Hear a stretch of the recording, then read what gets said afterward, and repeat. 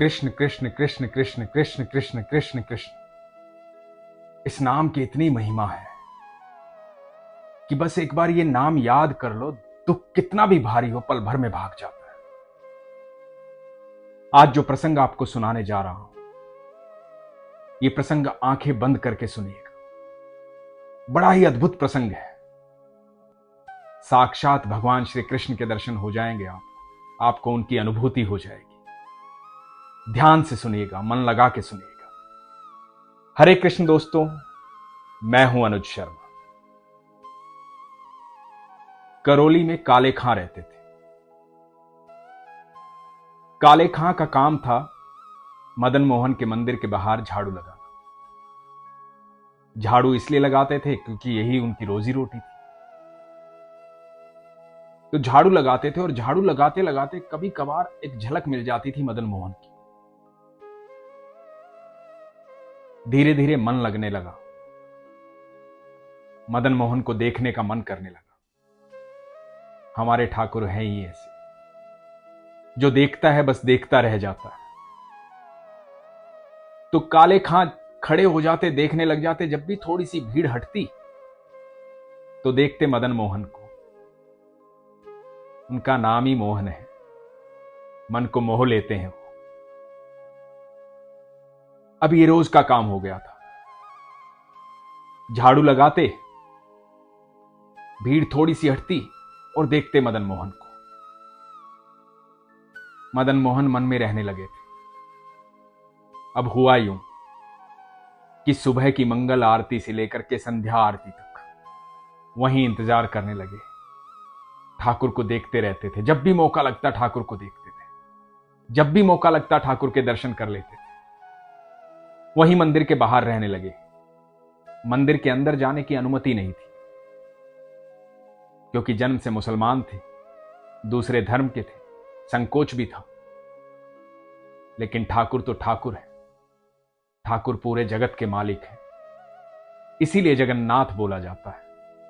सारी सृष्टि उन्हीं की है, अनंत ब्रह्मांड के मालिक है। सब उन्हीं के हैं। उनकी नजर में ना कोई धर्म है, ना कोई जाति है, ना पाति है। कोई भिन्न है ही नहीं, कोई अलग है ही नहीं, क्योंकि वो अनंत ब्रह्मांड के निर्माता है। सब उन्हीं का है। तो काले खां भी उन्हीं के हुए। तो काले खां भगवान को देखते थे, दर्शन करते थे, बड़ा आनंद महसूस करते थे। धीरे धीरे घर देर से जाने लगे। जब देर से जाने लगे तो बीवी से झगड़ा होने लगा। पत्नी ने कहा कि कहां रह जाते हो सारे दिन, सुबह झाड़ू लगाने जाते हो, वहीं रह जाते हो। काले खां अपने आनंद की बात बताते थे। मदन मोहन के मंदिर में ठाकुर जी को देखा। वो मोर पंखधारी जो है ना, वो अद्भुत है। जो देखता है देखता रह जाता है। मेरा मन बस उन्हें देखने का करता है। पत्नी इस बात पर झगड़ा करती, बोलती काफिर हो गए हो तुम। धीरे धीरे बात उनके समाज में फैलने लगी। उनके रिश्तेदारों को भी पता लगने लगा। काले खां मंदिर जाते हैं, भगवान के दर्शन करते हैं, अल्लाह को भूल गए हैं, खुदा को भूल गए हैं। कृष्ण कृष्ण करते हैं, मदन मोहन करते हैं। रिश्तेदार भी सुनाने लगे। पर काले खां पर इन बातों का कोई असर नहीं। काले खां तो ठाकुर के पास जाते थे। पत्नी घर में झगड़ा करती तो इनको एक और मौका मिल गया कि चलो, घर जाऊंगा तो झगड़ा करेगी, उससे बेहतर है कि मैं मंदिर के बाहर रहूं। जब भी मौका लगे मेरे ठाकुर को देख लूं, मेरे कृष्ण को देख लूं। जीवन में बस एक ही समस्या थी। समस्या ये थी कि काले खां की कोई संतान नहीं थी। तो पत्नी कहती कि अब संतान होगी भी नहीं। तुम तो काफिर हो गए हो, हिंदुओं के मंदिर में जाते हो, अल्लाह को भूल गए हो, हमारे ईश्वर को भूल गए हो। कहां से होगी संतान, कहां से मिलेगा सुख? अब कोई सुख नहीं मिलेगा। काले खां मुस्कुरा दिए, बोले कोई बात नहीं। अब जो देगा मेरा मदन मोहन देगा, जो देगा मेरा ठाकुर देगा। इस दुनिया में जो कुछ भी होता है बस उसकी इच्छा से होता है। उसकी इच्छा होगी तो संतान भी हो जाएगी। और काले खां अगले दिन जब दर्शन कर रहे थे मदन मोहन के, जैसे ही भीड़ हटी, ठाकुर जी को देखा और ठाकुर जी को बोले, हे मदन मोहन, मेरे घर में झगड़ा होता है कि मेरी संतान नहीं। झगड़ा इस बात पर भी होता है कि मैं तुम्हारे पास चला आता हूं, जब घर जाता हूं तो कलह होता है, शांति नहीं बैठते ये लोग, शिकायत करते रहते हैं कि मैं हिंदू हो गया हूं, काफिर हो गया हूं, तेरे पास आता हूं। मेरे लिए ना सही, लेकिन घर में शांति के लिए, इनकी इच्छा के लिए एक संतान दे दे। काले खां ने ठाकुर जी से एक संतान मांगी। कहा कि परिवार वाले शांत हो जाएंगे, रिश्तेदार मुझे सुनाएंगे नहीं, इसलिए एक संतान दे दे। और ईश्वर तो ईश्वर है, अनंत ब्रह्मांड में वो कुछ भी कर सकते हैं, जो हम कल्पना भी नहीं कर सकते वो भी वो कर सकते हैं, क्योंकि वो परमेश्वर है। 1 महीने बाद काले खां की पत्नी प्रेग्नेंट हुई। अब काले खां ने कहा कि देखा, मैंने कहा था ना, मेरे मदन मोहन की जो इच्छा होगी वही होगा। तो रिश्तेदार कहने लगे कि ऐसा कुछ नहीं है, यह अल्लाह की देन है, ऊपर वाले की देन है, तुम्हारे मदन मोहन ने कुछ नहीं किया है। तो काले खां मुस्कुरा दिए, कोई बात नहीं, तुम्हारी इच्छा थी संतान होगी तो संतान हो जाएगी। मेरी नजर में तो ये मेरे मदन मोहन की कृपा है। और काले खां के यहां एक बेटे ने जन्म लिया। काले खां प्रतिदिन वैसे ही मंदिर जाते, झाड़ू लगाते, भगवान के दर्शन करते, भगवान से अपनी मन की बातें कहते। दर्शन में इतना मन लग जाता, सारा दिन वहीं बिता देते। कोई कुछ कहता तो मुस्कुरा देते, कोई गुस्सा करता तो मुस्कुरा देते। बस भजन करते, दर्शन करते, यही थी दिनचर्या। धीरे धीरे समय बीतने लगा। बेटा 8 साल का हो गया। बेटे के भीतर वही संस्कार थे काले खां वाले। वो भी जन्माष्टमी मनाता, दही हांडी करता, भगवान कृष्ण के भजन करता, मदन मोहन के दर्शन करता, भगवान को जानता था। और काले खां ये जानते थे कि ये और कोई नहीं, ये मेरे मदन मोहन की कृपा है, ये मेरा मोहन ही है। काले खां मदन मोहन का आशीर्वाद उसे मानते थे। एक दिन हुआ यूं, जब बेटा 8 साल का हुआ तो अपने मित्रों के साथ नदी पर खेलने गया और वहां एक सांप ने उसे डस लिया। काले खां उस समय ठाकुर जी के दर्शन कर रहे थे, भगवान से बातें कर रहे थे। पत्नी को पता लगा, पत्नी चिल्लाती हुई मंदिर पहुंची। भगवान की श्रृंगार आरती चल रही थी, काले खां भगवान को देख रहे थे। पत्नी ने चिल्लाते चिल्लाते कहा कि बेटे को सांप ने डस लिया है, चलो यहां से, क्या कर रहे हो यहां, चलो यहां से। लेकिन काले खां ने ध्यान ही नहीं दिया।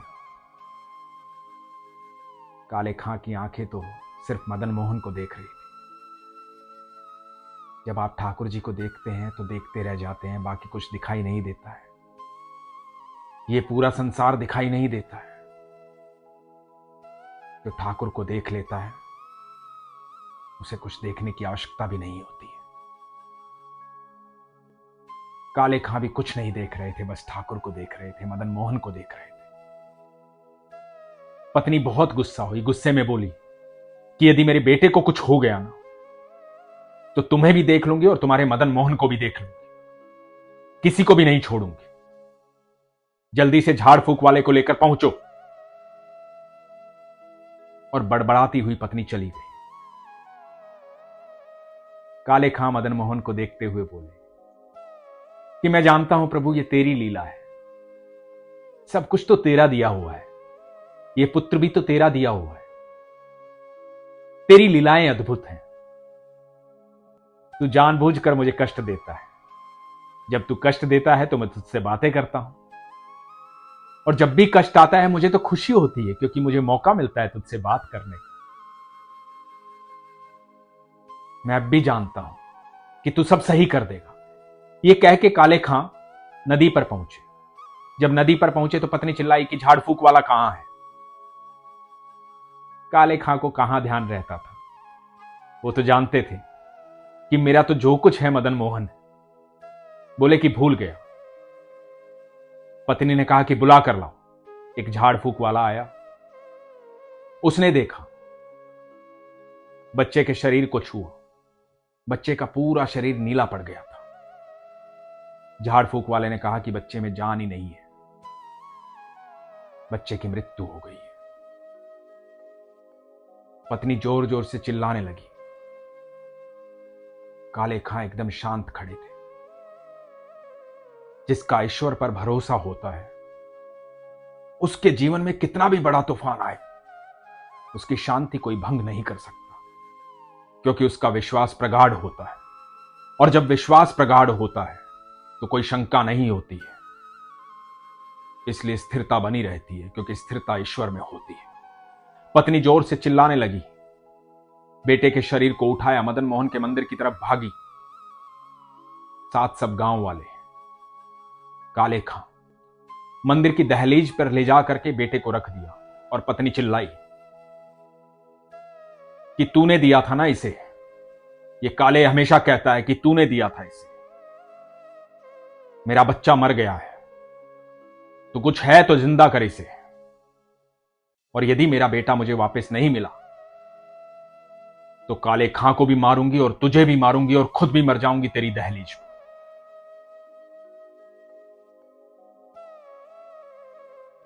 काले खां स्तब्ध थे, भगवान को देख रहे थे, ठाकुर जी को देख रहे थे। उस समय काले खां ने कुछ गाया। उस गाने का भाव जो था वो बड़ा अद्भुत था। काले खां ने कहा कि तेरे लिए तो कुछ भी असंभव नहीं। मैं तो तेरा साधारण सा भक्त हूं, तू तो कुछ भी कर सकता है। ये पुत्र भी तेरा दिया हुआ है। यदि तू हिंदुओं का देवता है तो मेरा तुझ पर कोई दावा नहीं, लेकिन सब कहते हैं तू जगन्नाथ है, पूरे जगत का नाथ है, पूरी सृष्टि का निर्माता है, अनंत ब्रह्मांड का मालिक है। यदि तू जगन्नाथ है तो मेरी प्रार्थना सुन, मेरे बच्चे को जीवित कर। और ये कह के काले खां रोने लगे। काले खां की आंखों का अश्रु बेटे के शरीर पर गिरा। दहलीज पर लेटा हुआ बेटा, पूरा शरीर नीला पड़ा हुआ था। जैसे ही अश्रु शरीर पर गिरा, शरीर का रंग बदलने लगा। बच्चे की आंखें खुली, बच्चा उठा। काले खां की पत्नी खुशी से झूम उठी, मेरा बच्चा जीवित हो गया। काले खां ने देखा कि बच्चा जीवित हो गया। बच्चे ने आंखें खोली और आंखें खोलकर क्या बोलता है कि वो कहां गया, कहां गया वो। काले खां ने पूछा, कौन? अब्बा मेरे पास खड़ा था वो। सर पे मोर पंख था, मोटी मोटी आंखें थी, सांवले रंग का, यही खड़ा था मेरे पास। मेरे गले में हाथ डाले, मेरे सर पर स्पर्श किया, मेरे मुंह पर स्पर्श किया। यही खड़ा था वो, मेरा दोस्त है। कहां गया वो? अभी यही खड़ा था, कहां गया वो? सारी भीड़ स्तब्ध रह गई। काले खां तो जानते थे वो कोई और नहीं, मेरा मदन मोहन है, मेरा ठाकुर है, मेरा कृष्ण है। यही है भक्ति की शक्ति। कृष्ण कृष्ण कृष्ण कृष्ण कृष्ण कृष्ण कृष्ण कृष्ण। सिर्फ इतना सा बोलने से दुनिया की हर तकलीफ दूर हो जाती है, क्योंकि दुख की इतनी हिम्मत ही नहीं है कि वो ठाकुर के सामने खड़ा हो सके। और दोस्तों, जीवन में कभी भी दुख आए ना, कभी भी आए, कितना भी भारी दुख आए, तो बस एक काम करना, उस दुख को बोलना कि सुनो, आओ, मैं स्वागत करता हूं, चलो तुम्हें कृष्ण से मिलवाता हूं। और एक बार कृष्ण बोलना, इतने मन से बोलना, बिना शंका के बोलना इतने विश्वास से बोलना जितने विश्वास से काले खाने बोलना। आप देखना, आपका ठाकुर पल भर में आपके साथ होगा। वो जगत का मालिक है, बेहद प्रेम करता है। शंका मत कीजिए, विश्वास कीजिए।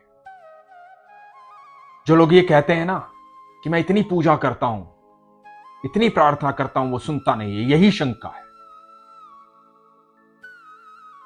जो लोग कहते हैं ना मैं इतने दिन से मांग रहा हूं, वो देता नहीं, यही शंका है। क्या लाए थे यहां पर जो खो गया है? क्या रह गया तुम्हारा यहां पर? क्या है तुम्हारा? कुछ भी नहीं है। कोई तुम्हारा था, तुम्हारा है और तुम्हारा रहेगा, तो वो है कृष्ण। इसलिए हमेशा कहता हूं, अपने विश्वास को मजबूत रखिए, अपना ख्याल रखिए। हरे कृष्ण।